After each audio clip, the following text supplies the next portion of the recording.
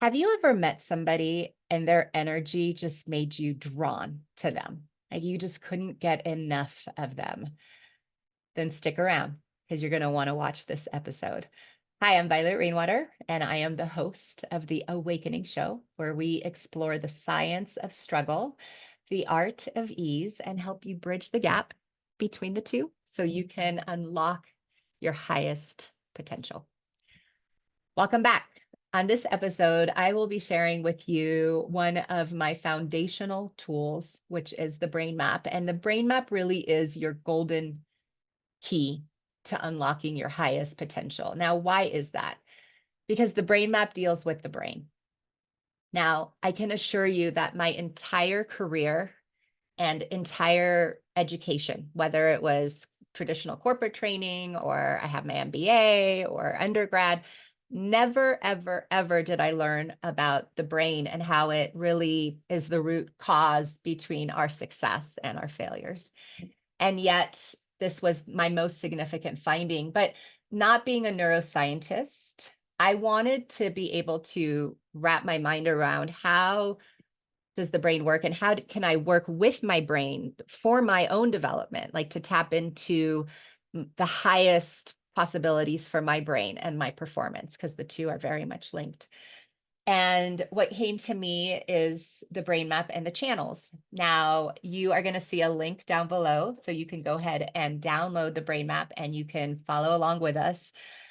Everything that I teach will be in regards to these channels that you're now able to see. And the brain map was really inspired by the late Dr. Abraham Maslow and his hierarchy of needs. If you're new to his work, he essentially is considered the grandfather of human motivation, and he was a big part of the human potentiality movement back in the 50s and 60s. And so what Maslow explained is that to operate at peak level, which is at the peak of the pyramid, there's basic needs that had to be met. And so it's really you going up the pyramid. So if you're starving, all you want is a sandwich, you can't be your most creative self, or a salad, whatever it is. I mean, if you're starving, you'll take whatever. And once that need's met, then, there's relationship needs, esteem needs. But once those are met, then you're able to tap into your highest aspect of you. And so the brain map is very similar. It's at the peak, we have what's called channel 5. And this channel 5, from a mental state of being, this is the highest mental state that's possible for us. This is when we're feeling grateful, blissful, joyful, when we're doing something that brings out like the passionate aspect of ourselves, the energized self. Working out will bring this to you. And so it's a really high vibe state of being.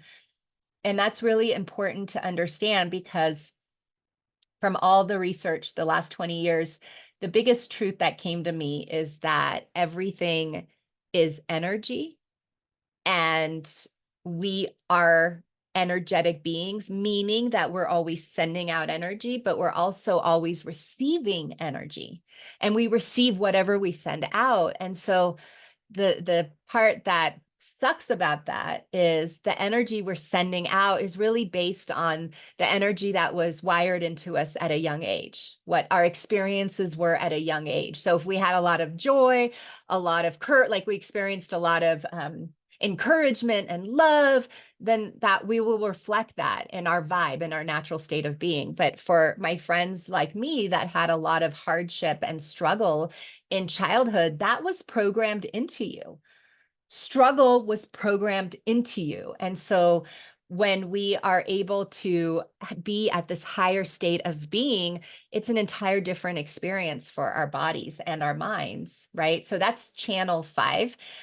It's again, the highest state. And from an energy perspective, now you're vibrating much higher. So you're sending out a much higher frequency, and that's what's coming back to you. And so that's where success lives. That's where ease lives. That's where joy lives. That's where health lives.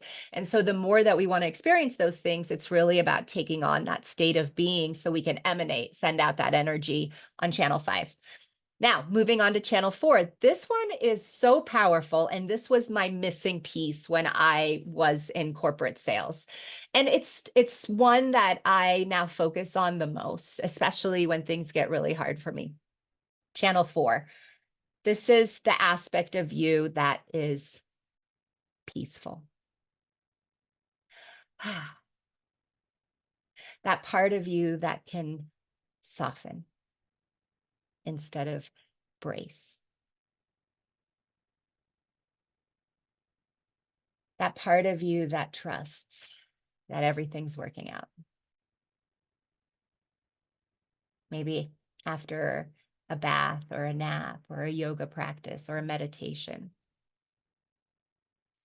I never learned about the power of being able to come back to our peace, a peaceful state of being. In fact, I didn't even know what a peaceful state of being looked like because I had so much anxiety. And I didn't know, because how do you know you have anxiety if that's all you feel, if you don't know anything different? You just come up with coping mechanisms to release that energy, right? For me, it looked like I was super happy. Hi, oh my God, like just this high, because I had so much anxiety inside of me.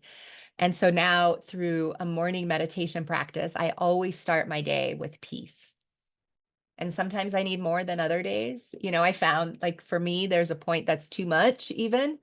Like, I can't go more than 50 minutes, because anything over that, like, I just don't want to do anything. The rest of the day, I'm just like vibing, right? But usually between 20 to 45 minutes is the sweet spot for me. And I try to have some 45, 50-minute ones because it just resets my nervous system. And if you struggle with anxiety, there's such a big difference. The mornings that I meditate, and I do it 90% of the time, 95% of the time, I meditate more often than not in the mornings, especially on work days. I never miss, because there's such a vast difference in my experience in my work day when I meditate versus when I just let things kind of come at me.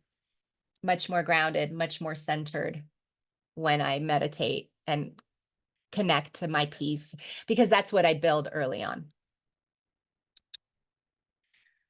So those are the higher channels, higher levels. It's the peak of the pyramid. And, there's a time for channel 5, and there's definitely a time for channel 4, because as energetic beings, we do need to take time to rebuild our energy. Oftentimes, we give away so much of our energy and we don't recognize it. Some of it we recognize, but oftentimes how much we don't recognize. That's why whenever I speak to my students, one of the first things we do is we really lift the hood to see, what are you focused on most of the time? What are your thoughts at most of the time? What level here? And what we find is shocking, and yet the statistics support this very concept. So there was a study done years ago, and it showed that the average person has 50 to 75,000 thoughts per day. 50 to 75,000. It's crazy to even think about. But of those, 95% are the same exact thoughts we had the day before and the day before and the day before. Like, we literally continue to think the same thing subconsciously. Here's what's most shocking. 85% of those, for the average person, negative. They're negative thoughts. So they're not on the higher channel. That's not the energy that's being sent out into the world. That's the energy our world needs. That's not the energy we're sending out into the world for the majority of us. So when we get down to the lower channels, channel 3, 2, 1, that's where the majority of us hang out our waking hours. Not all of us, not all the time, but a lot of the times. Channel 3 is really that aspect of ourselves that's pissed off. What'd you say about my mama? Yeah. And it's a natural emotion to have. And there's actually power in it. I was actually surprised to learn that, because I always thought anger was like a bad thing. But there's more power in anger than there is when we're feeling just completely hopeless and powerless. There's no power in powerless. We still have power. We have more agency on channel 3. And so it can serve us, but not if we stay there, because it brings in more things to be angry about. Sends in a signal of anger. Okay, here's more coming right at you. I say we use it. I like to use it because sometimes in anger, that's where I'm like, I draw a line in the sand and I have a realization and I create boundaries and I make changes. And that's when change happens. So that's channel 3. And we all have a channel 3 self, right? Just like we have a channel 4 self, channel 5 self, and we have a channel 2 self. I always like to say, it's not you, friend, it's channel 2. This is where I spent a lot of my time. And this is really worry, anxiety, frustration, that all lives here. It's almost like we're bracing for the bottom to fall out. And so I wanted to do a study on my own. The year before COVID, I am a speaker and I did a roadshow where I spoke 16 times to one company, just different regions. And I decided what I would do is I would start my own research and take polls in each class, in each session, if you will. And what I learned was shocking. And it was really sad too. But essentially, what I discovered is that these were leaders. For the majority of the leaders, they spent more time feeling and thinking about how hopeless things were, how exhausted they were, how much they felt like they were failures and like it was never going to get better. And they had a sick feeling inside, like when they woke up every morning. The stress was that overwhelming. And this was before COVID. So, yes, friends, yes, the majority of us live on these lower channels. But the problem with that is, again, as energy beings, we send it out. Here's what I love to use. These are magnets. Okay. So if we're worried, oh, here comes something. Can't even take this off. These are so strong. Here comes something to worry about. Oh, here comes more things to worry about, right? But the things that bring blessings, they're up here. They're out of this zone. But the minute that we send out those worried thoughts, that's what's coming right back at us. And so for my friends that struggle with anxiety, it's so hard to be there. And yet when we're there, we're literally creating more of it, a lot of times unconsciously. So that's channel 2. And then there's channel 1. And you have this aspect to you as well. It's what I like to call the dark night of the soul. You know, this is when we don't even have the strength to face our family, our friends. You know, there's not much going on the inside of hope and possibility. And it's a really hard place to be. We feel powerless, and it's a really dark energy as well. It's really low. And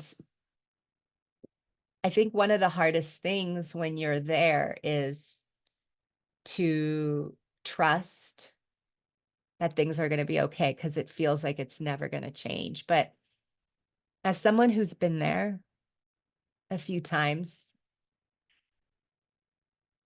I can honestly say that with the tools that I've picked up along the way, I can get out of there. It's not overnight, but with new practices comes new thoughts, new feelings, new vibration, new energy that I'm sending out. And so it is law that things are going to shift. It's not because Violet Rainwater said so. It is law. It's a universal principle. As beneath, so above. So as we shift within, we can shift above. And so this is the brain map. It's the channels. And so here's what I'd like for you to do if you want to go deeper with this. We're going to be referring to these channels quite a bit, but I want you to start taking an inventory of where you're at during the day. So when you wake up in the morning, what channel are you on? A few hours later, 6 o'clock, 9 o'clock, 12 o'clock, 3 o'clock, 6 o'clock, just check what channel am I on? And take note, what takes you to a higher channel? Like what activities are you engaged in? What conversations are you having that elevate your energy? And likewise, what activities drain you? And what circumstances and conversations drain you and bring you down? And what flat out triggers you? Like brings you like, here you are, having a wonderful day, and just completely defeated. take note of that, because that information is very helpful. Even if you don't understand why right now, you will come to understand as we continue and go forward with this. So your work is to see what channel your natural state of being is, and to just do it with a open mind, not a judgmental mind. This is not, it's not about winning. It's about having a deeper level of awareness to the thoughts, feelings, and behaviors you have. Because once you have an awareness to those, then we're going to look at where they came from. The root cause of our programming, friends, is coming up in episode 3. I'll see you there. And until then, God bless.